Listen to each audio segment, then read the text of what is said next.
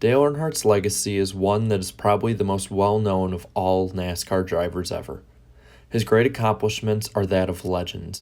His 7 championships are at a level that few will ever come close to.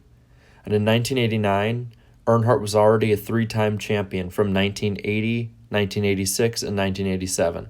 And even though he finished 3rd in points in 88, he was still one of the favorites going into the 1989 season. After rebranding his number 3 Chevrolet with the black and silver colors of GM Goodwrench in 1988, his intimidator persona went into full effect. And 1989 looked to be the year that the Black 3 took the top spot in the sport. The season would start at Daytona. With the laps winding down, Earnhardt was running second behind Kenny Schrader, but both needed to pit to get fuel to finish the race. It relegated Earnhardt to a 3rd-place finish as Darrell Waltrip saved enough fuel to grab his first and only Daytona 500 win. Waltrip proved to be one of Earnhardt's toughest adversaries early in the season along with Alan Kulwicki. Both finishes of 3rd at Daytona, Rockingham, and Richmond, as well as a 2nd at Atlanta. Earnhardt was already 64 points ahead of Kulwicki after 4 races. And after leading 35 laps at Darlington, it seemed like the great start was going to continue. But Earnhardt wouldn't hold it, and after having problems, he'd finished 33rd, dropping to 2nd spot in points, 18 behind Kulwicki. The following week at Bristol, Earnhardt continued to fall in the standings to a season low of 4th in points after a 16th place finish, 31 behind Jeffrey Bodine. Earnhardt needed a quick correction of the slide, and it happened in the 7th race of the season at North Wilkesboro. Off of corner number 4, and Earnhardt receives the white flag. One more lap around this 5/8 mile track, and here is a battle now for 2nd position as Mark Martin is trying to challenge Alan Kulwicki for 2nd. Martin is up high at number 6. And almost got into the wall, but here he comes on the outside again as to go into. Here comes Earnhardt off the corner. He's going to win the race. After leading 296 laps, Earnhardt and his RCR team were back in front of the points, 3 markers above Bodine. And after finishing 2nd at Martinsville and 8th at Talladega, the margin grew to 77. The season couldn't have started much better. Unfortunately, the following race, the Coca-Cola 600, would not continue that same start. Earnhardt's choked his down on pit road also. They're pushing, trying to get it started. He led a lap to pick up 5 points, and here he is in trouble. Earnhardt being pushed and the crowd responding. Look at that crew trying desperately to get this thing to fire, and some other crew members from other teams coming out to assist. I think that's fun. That's when you run out of gas almost, right? And then the whole thing, so they stop.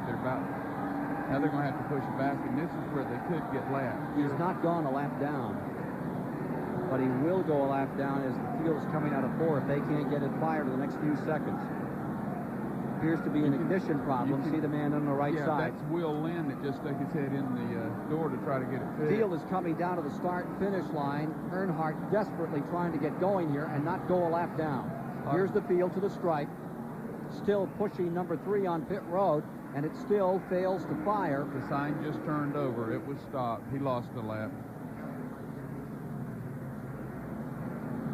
With Jaws going on to win the race, he took a 49-point lead over Earnhardt, but the driver of car number 3 would not be held down for long. 4 laps to go for Dale Earnhardt from Kannapolis, North Carolina. There is the interval between himself and Mark Martin. And Martin, for the moment, does not have a challenge from Ken Schrader and is going to be able to maintain that 2nd spot, it would appear. Now, less than a half lap to go. Earnhardt sets the car into turn number 3 for the final time, keeping it low on the racetrack down near that white line. He comes off of corner number 4. The fans cheer, and Dale Earnhardt has won the Budweiser 500. Terry Labonte finishes, Mark Martin finishes 2nd, and Ken Schrader is 3rd, with Terry Labonte 4th, and Rusty Wallace in. 500 laps were run at Dover that day. Earnhardt led 456 of them, which is one of the most dominating wins in modern NASCAR history. While it wasn't enough for Earnhardt to regain the Winston Cup points lead, it was a clear message to the field that Earnhardt wasn't playing around in '89. And with finishes of 4th and 3rd at Sears Point and Pocono, Earnhardt ran ahead with a lead of 190 points over the new 2nd-place man, Rusty Wallace. The lead was the largest one that any driver would have all season.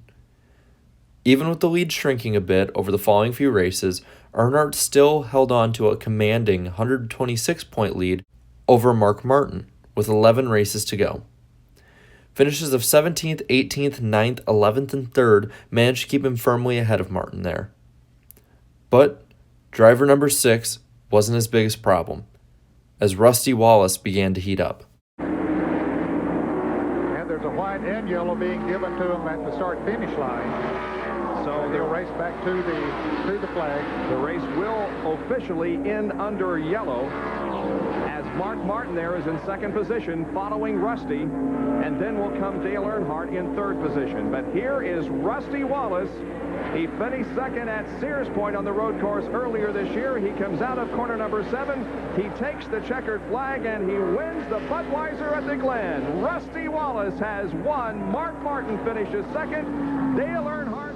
He's looking for his 15th career Winston Cup race win and his second at Michigan International. And his 5th of the year. He would take over the lead in wins this year on the Winston Cup circuit. He and Darrell Waltrip were tied at 4 each, but Rusty would go ahead 5-4. Now midway down the backstretch into turn number 3. Rusty Wallace, originally from Fenton, Missouri, St. Louis area, brings the car off of corner number 4. Here is the checkered flag, and Rusty Wallace has won the Champion Spark Plug 400. With Wallace's 2 wins and a 6th, he climbed to within 53 of Earnhardt. Dale once again responded in dominating fashion. Wallace had finished 4th, meaning that Earnhardt's lead grew to 73. But Wallace responded right back to the Intimidator. It could be my kingdom for a symbol of gas, or it could be all. Down for the finish. 27 is running out of gas. Going into turn 3. Wallace is slowing down. Wallace is into 4. He's coming out of turn 4. The man in second is Earnhardt. Earnhardt trying to close, coming to the line. Number 27 wins it. The man in black finished second, minimizing the damage and holding now a 63-point lead. The lead would only grow the following week as Wallace finished 7th while the number 3 threw it back to the previous race at Dover. 2 car links of Dale Earnhardt as they both move off the 4th corner and get the white flag from Harold Kinder. 1 more lap to go. Can Mark Martin pull off the win, or is Dale Earnhardt going to hold him off? They move both low into turns 1 and 2. Mark Martin within a car length now as they go down the backstretch. He'll have to make the move soon if he's going to do it. He's still about a car length behind. They move into the 3rd and 4th corners. Dale Earnhardt has things in hand. Here they come off the 4th corner. A little bit of smoke from Mark Martin's car, but he's not going to do it. Dale Earnhardt wins the Peak Performance 500 with Mark Martin finishing a close second. Leading 375 of the 500 laps, Earnhardt asserted himself as the man to beat with 6 races to go. A 9th at Martinsville left him 75 ahead of Wallace. After leading nearly 900 laps over the previous 5 races, it seemed far-fetched that Wallace and the distant 3rd place Mark Martin would beat Earnhardt. 13 laps into the 1989 All-Pro Auto Parts 500, though, a far-fetched notion turned into reality. On the back straightaway, Earnhardt looks like he may be slowing down. Here's the 2 leaders, and Earnhardt coming off the pace in car number 3. The Richard Childress prepared car. Remember, this is the #1 car going for $1 million at the end of the season. Has a 125-point advantage over Rusty Wallace coming into this race. And in lap 13, he's in trouble. You're watching it live here on WTBS. Earnhardt coming in. See Cecil Gordon holding the sign out there for him as he brings car number 3 to a halt. And they're not going over there with tires and everything. Chris Economaki's there. We're looking at it, talking to Dale Earnhardt. Apparently there's a problem that requires discussion, and the hood is coming up. The championship is at stake, and this is a tough blow for Dale Earnhardt. A 110-point swing took place that day, with Earnhardt now 35 behind Wallace, with 4 races remaining. Earnhardt desperately needed to sweep the season's races at North Wilkesboro.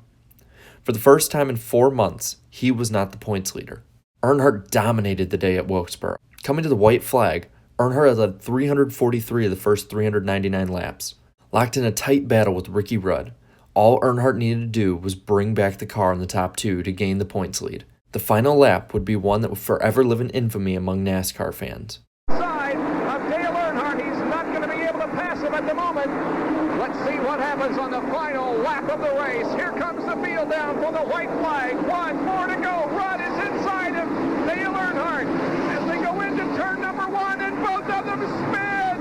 Earnhardt went from surely gaining the points lead and more than likely winning the race to finishing 10th and actually losing 2 points to Wallace. Adding on to Earnhardt's slide was a 20th place finish at Rockingham, putting him 109 points behind Wallace with just 2 races remaining. But the Intimidator would not go down without a fight. Finishing 6th at Phoenix put him 79 behind Wallace heading into Atlanta. But with championship rival Mark Martin finishing 3rd, it put him a point ahead of Earnhardt. Dale needed to go out and dominate while hoping that Wallace had troubles. Earnhardt quickly started his end of the game, getting the lead by the 2nd lap. And with Mark Martin falling out of the race early, it was all between Wallace and Earnhardt. But as the laps wound down, Earnhardt led unmatched while Wallace ran in 15th on the track. The number 3 rocketed to the finish line, leading 249 of 328 laps, while Wallace held it together to finish 15th. As Mark Martin dropped out of the race with a blown engine and fire in the car, he will finish 3rd in the Winston Cup points, worth $225,000. Dale Earnhardt will win this race and finish 2nd in the points.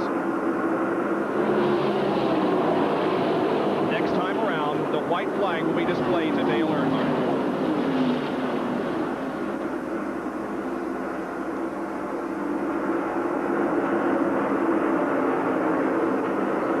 Rusty last year, you remember how anguished he was at losing the championship by 24 points. If Dale Earnhardt is going to lose by about 9 or 12.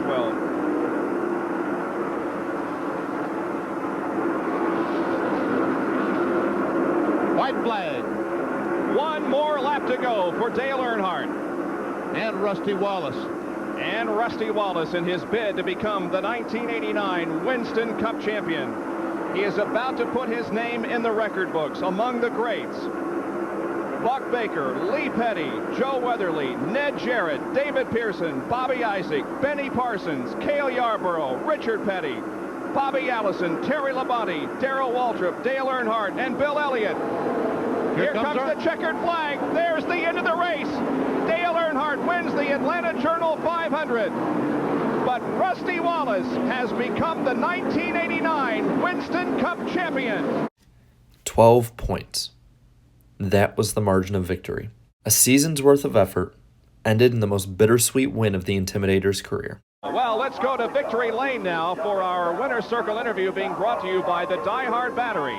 Now with more power when you need it most, Dick Berggren. Well, Dale Earnhardt, you could not have done more than you did today to try to win this championship, leading so many laps, such a strong run. Well, we did all we could do. If he didn't have enough trouble, we ran hard as we could go, and I want to thank everybody for the good job they did today and all year, the Goodwrench guys, and a good year, and it's AC and everybody that helped us this year. They did a good job, and I'd like to thank all my race fans out there. They stood behind us all year, and it's been a good year for us. We're looking forward to Christmas now in the 1990 season. And you still got a smile on your face, jumped out of the car and waved at the crowd, and they gave you a big round of applause. Well, that's all you can do now. You win the race, but you run second, so we did all we could do. If we just hadn't had that bad luck at Charlotte, I think we'd have been okay, but just don't win championships. Did you know where Rusty was in the last few laps? Well, I knew he was up there in front of me. If I could get another lap on him, whether it made a difference or not, I don't know, but he just didn't have enough bad luck today. Well, Dale Earnhardt, Victory Lane, he didn't have enough bad luck either, but he had some great luck in order to wind up here. His wife Teresa's with him. You're going to go hunting tomorrow and let all this go by. Yeah, we're going to go relax now. The relaxation, though, ended up paying off, as Earnhardt would win 4 of the following 5 championships. But looking back, 1989 was the one that got away. It's now been 30 years since 1989, and there has still never been a driver to surpass 7 championships in the Cup Series. What if Earnhardt hadn't spun out at North Wilkesboro? What if he had finished at least one of the Charlotte races? What if, in 1989, Dale Earnhardt captured his missing ring?